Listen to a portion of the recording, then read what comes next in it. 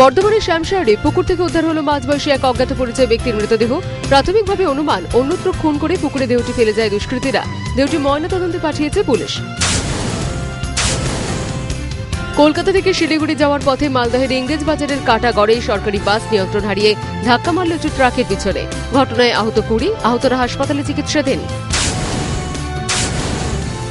দুর্গাপুরের কাঁকসার হরিশ্চন্দ্রপুরে সরকারি বাস ও ট্রাক্টরের মুখোমুখি সংঘর্ষে আহত 15 জন বাস যাত্রী। পানাগড় থেকে ইলাম বাজার যাওয়ার পথে দুর্ঘটনাটি ঘটে। আহতরা কাঁকসা হাসপাতালে চিকিৎসাধীন। পাণ্ডবেশ্বরের খোটারডি কলিয়ারি থেকে কয়লা চুরি রুখতে গিয়ে দুষ্কৃতীদের হাতে প্রহৃত এক নিরাপত্তা কর্মী। গুরুতর আহত অবস্থায় তাকে কলিয়ারি হাসপাতালে ভর্তি করা হয়। তদন্তে পুলিশ।